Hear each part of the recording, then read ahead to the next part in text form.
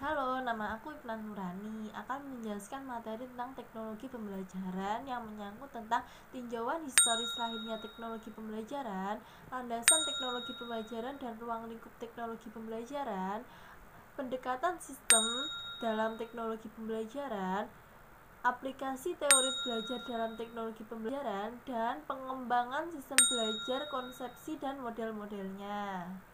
Pertama, yaitu kita akan membahas tentang tinjauan historis lahirnya teknologi pembelajaran yang dibagi menjadi tiga, yaitu yang pertama, sejarah teknologi pembelajaran menurut definisi teknologi pembelajaran, yaitu dimulai pada tahun 1960 yang meliputi salah satu kajian yang banyak menjadi perhatian di lingkungan ahli pendidikan. Teknologi pendidikan merupakan kelanjutan perkembangan dari program audiovisual dan program belajar dalam penyelenggaraan pendidikan, dan diakhiri pada tahun 1977. Teknologi pembelajaran diartikan sebagai kompleks yang terintegrasi meliputi orang, prosedur, gagasan, sarana, dan organisasi untuk menganalisis masalah dan merancang, melaksanakan, menilai, dan mengelola pemecahan masalah dalam segala aspek pembelajaran. Yang kedua yaitu sejarah teknologi pendidikan menurut masa sejarah. Yang pertama yaitu munculnya metode kaum sufi, seperti pandangan bahwa manusia itu berkembang secara evolusi, bahwa proses evolusi itu berlangsung terus menerus, dan terutama pada aspek moral dan hukum. Metode Socrates adalah media yang dibuat atau dirancang oleh seorang tokoh filsafat, yaitu Socrates. Media ini dijadikan sebagai dasar untuk diskusi seminar yang tujuannya memperoleh pengetahuan konsepsional yang sama.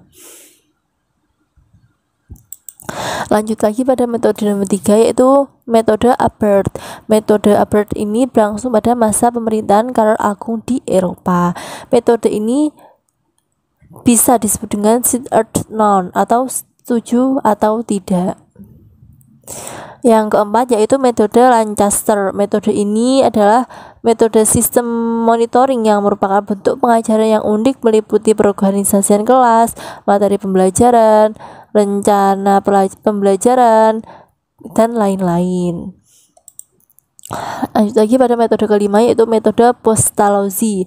Metode ini dijadikan sebagai landasan utama dari proses dimulainya pengertian yang baru ini menimbulkan pengertian yang selanjutnya. Lanjut lagi pada metode ke-6 yaitu metode Frober. Metode ini adalah metodologi dan pandangan filsafat yang intinya mengatakan bahwa pendidikan masa kanak-kanak merupakan hal paling penting untuk keseluruhan kehidupannya, seperti bermain, bernyanyi, membentuk dengan melakukan kegiatan yang dilakukan anak-anak tersebut. Lanjut lagi pada metode nomor 7 yaitu metode Friedrich Herbert. Metode ini adalah metode pada aspek pengembangan moral yang bertujuan untuk pendidikan. Yang ketiga yaitu sejarah teknologi pendidikan yang berkembang di Amerika Serikat, yaitu pertama munculnya museum sekolah yang pada tahun 1968, pada tahun 1990. Pada tahun 1900 ini museum sekolah dipandang sebagai bahan pelengkap kurikulum. Yang kedua yaitu munculnya gerakan visual instruksi dan film instruksional. Pada tahun 1990 film ini muncul, dan pada tahun 1913 bahwasanya ke-19 gerakan Amerika Proyek adalah salah satu perangkat media pertama digunakan di sekolah-sekolah, dan Education menyatakan bahwa buku akan segera menjadi usang di sekolah-sekolah karena hal ini dimungkinkan untuk pengajaran setiap cabang pengetahuan manusia dengan gerak gambar. Sistem sekolah kami akan benar-benar berubah dalam 10 tahun mendatang. Namun setelah 10 tahun mendatang ternyata pemikirannya Edition itu salah. Tidak ada pada dekade 1914 sampai 1920 1923 ternyata pemikirannya itu salah dan gerakan instruksi visual tidak tumbuh. 5 organisasi profesional nasional untuk instruksi visual itu pun didirikan. Yang ketiga yaitu munculnya gerakan audiovisual. Audiovisual ini adalah instruksi dan gerakan audiovisual instruksi dan radio instruksional. Ini muncul pada tahun 1920 dan sampai tahun 1930-an. Media ini mendapat perhatian besar selama periode ini adalah radio. Karena penggemar audionya banyak yang mengeluarkan radio sebagai media yang mengevolusi pendidikan. Misalnya dalam mengacu dan potensi instruksional radio, film, televisi, editor, dan lain-lain. Yaitu yang keempat yaitu adanya Perang Dunia II. Perang dunia ini menyebabkan pertumbuhan gerakan audiovisual di sekolah-sekolah melambat, namun perangkat audiovisual yang digunakan secara luas dalam pelayanan militer atau industri ini meningkat. Sebagai contohnya, selama perang, Angkatan Amerika Serikat menghasilkan film pelatihan lebih dari 400 dan 600 film strip.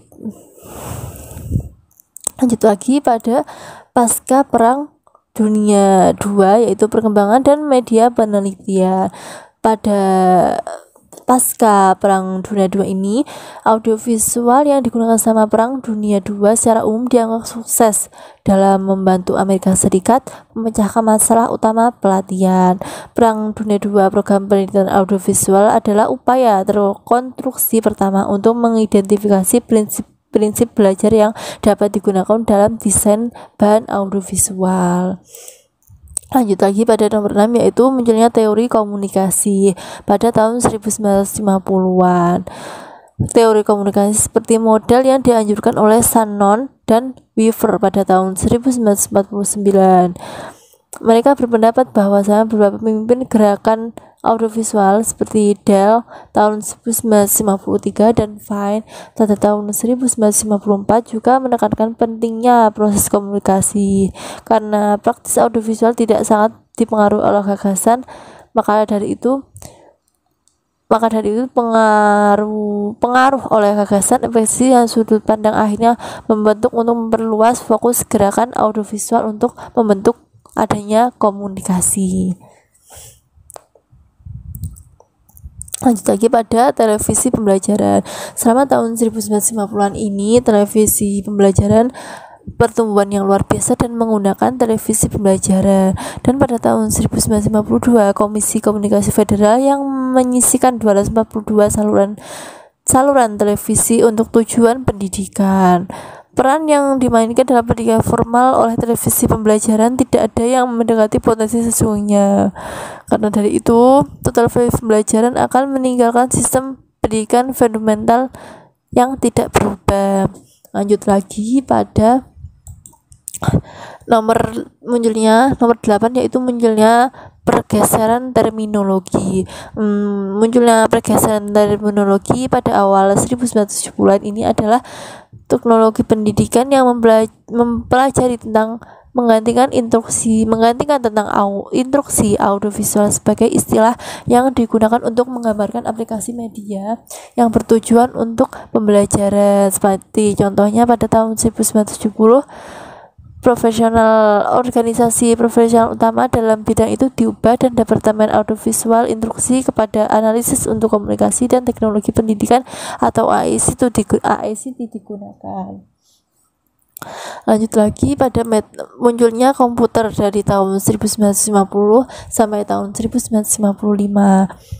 Pada awal tahun 1990-an, beberapa tahun setelah mikrokomputer tersedia untuk masyarakat luar, akhirnya komputer pun keluar. Meskipun komputer akhirnya dapat memiliki dampak besar pada praktek pembelajaran di sekolah, pada pertengahan 1990-an memiliki dampak kecil karena tertarik pada komputer yang agak mahal. Lanjut lagi pada munculnya nomor 10 yaitu perkembangan terbaru, yaitu sejak tahun 1990, yaitu kemajuan menjadi sangat pesat dalam komputer dan teknologi digital lainnya seperti internet telah menyebabkan minat yang meningkat dalam pembelajaran.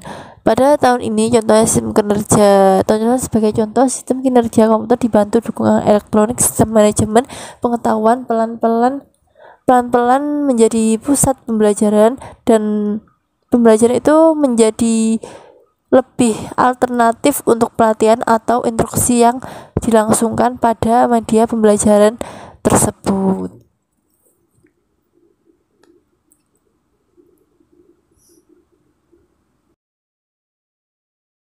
Kedua, kita akan membahas tentang landasan teknologi pembelajaran. Landasan teknologi pembelajaran yaitu yang pertama, landasan filosofis. Landasan filosofis dalam bidang pendidikan pembelajaran ini mengaruh pada model pendidikan teknologi secara filosofis mirip dengan model pendidikan klasikal, yaitu bertumbuh pada asumsi bahwa model pendidikan itu hendaknya merupakan suatu bentuk atau contoh utama dari masyarakat yang lebih luas. Yang kedua, landasan sosiologis. Landasan sosiologis ini merupakan analisis ilmiah tentang proses sosial dan pola-pola interaksi sosial di dalam sistem pendidikan, yang menyangkut tentang sistem pendidikan dengan aspek masyarakat lain, hubungan kemanusiaan, sekolah, dan lain-lain. Yang ketiga yaitu landasan psikologi. Landasan psikologi ini merupakan mempelajari tingkah laku individu yang ada dalam individu yang dilakukan dalam kegiatan pembelajaran. Landasan yang keempat yaitu landasan religius yang bertumbuh pada Al-Quran dan hadis. Al-Quran, hadis, dan as-sunnah. Karena Al-Quran adalah kalam Allah yang dijadikan landasan atau pedoman dalam metode pembelajaran ini. Hadis dan sunnah Nabi, karena sunnah Nabi adalah kita dapat maksudnya memberi nasihat kepada para sahabat Rasulullah dengan berhati-hati dan memperhatikan situasi dan keadaan para sahabat. Masih menyangkut materi yang nomor 2 yaitu ruang lingkup teknologi pembelajaran.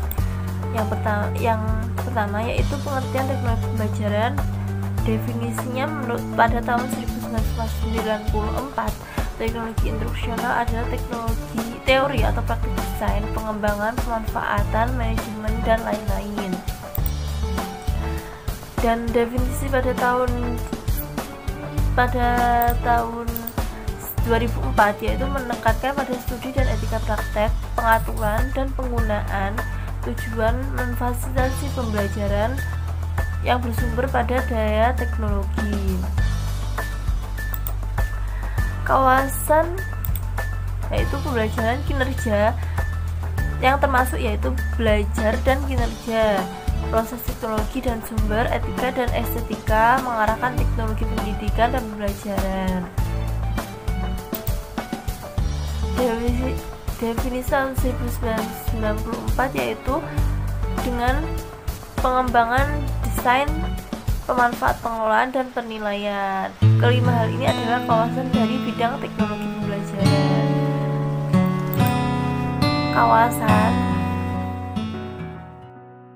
Kawasan teknologi pembelajaran dibagi menjadi 5. Yang pertama yaitu kawasan desain.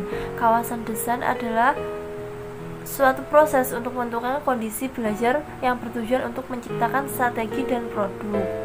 Yang kedua, kawasan desain meliputi desain sistem pembelajaran, desain pesan, strategi pembelajaran, karakteristik peserta didik.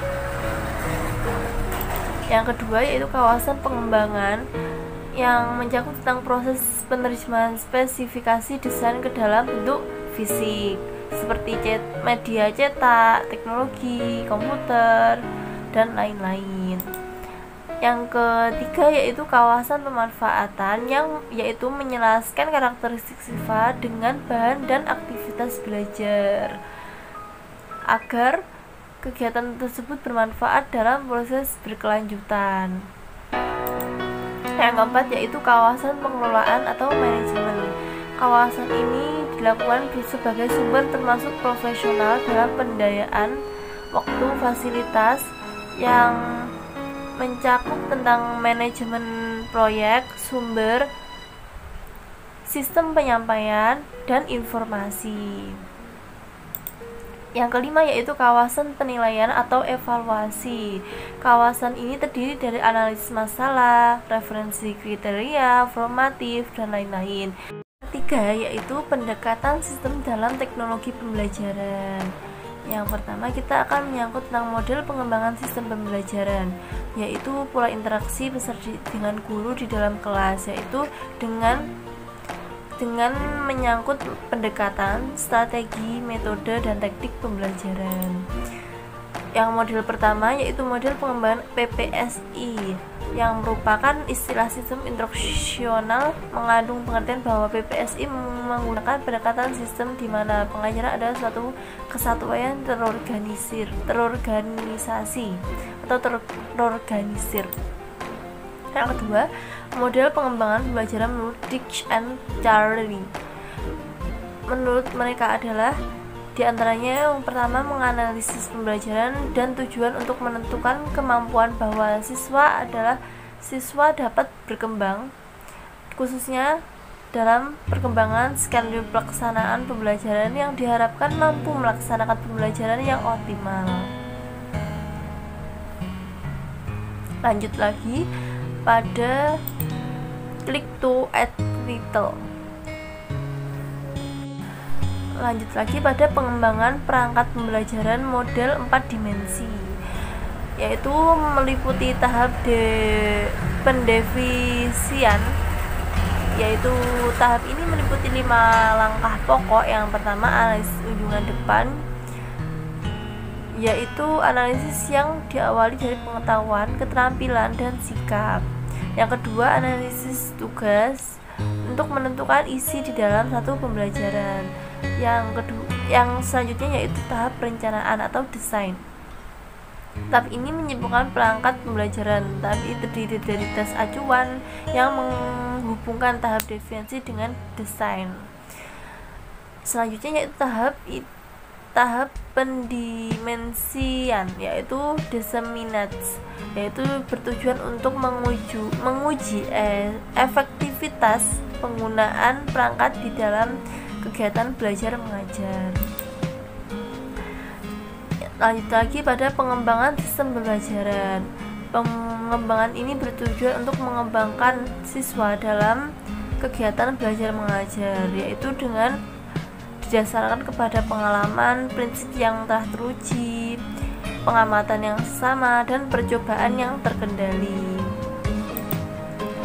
Contohnya yaitu memilih media yang diasumsi akan dapat membantu guru untuk mencapai tujuan-tujuan instruksionalnya, membuat atau produksi program media, mengimplementasikan media, dan lain-lain. Selanjutnya yaitu pengaruh teknologi pembelajaran terhadap pola mengajar. Yang pertama, pengaruh positif teknologi terhadap dunia pendidikan. Salah satu contohnya yaitu munculnya metode pembelajaran yang baru. Yang kedua, pengaruh negatif teknologi terhadap dunia pendidikan, yaitu contohnya tindakan kriminal, menimbulkan sikap yang apatis pada masing-masing individu, baik belajar siswa, mahasiswa maupun pengajar, dosen, guru, dan lain-lain. Lanjut pada materi nomor 3, yaitu aplikasi teori belajar dalam pembelajaran. Aplikasi ini yaitu satu aplikasi teori behavioristik yang mengacu pada penganalisis kemampuan awal dan karakteristik siswa, perencanaan materi pembelajaran yang akan dibelajarkan. Proses ini untuk memaksimalkan pencapaian tujuan pembelajaran. Yang kedua, aplikasi teori belajar kognitif, seperti pengalaman tilikan atau disebut juga pemahaman mengamati dalam unsur suatu subjek atau peristiwa.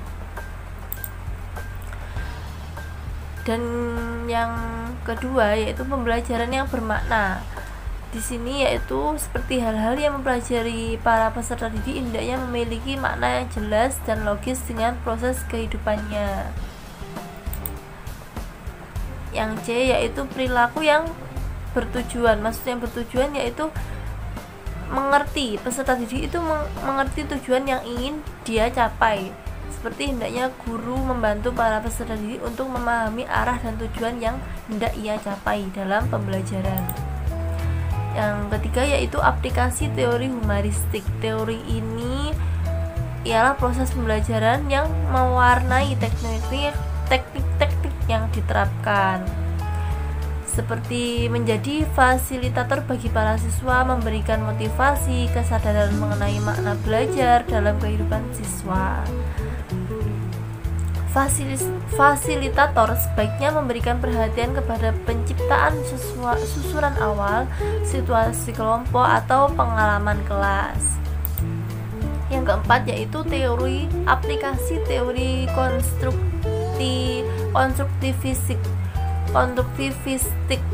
yaitu menyangkut kegiatan yang aktif di mana peserta didik membangun sendiri pengetahuan, keterampilan, dan tingkah lakunya.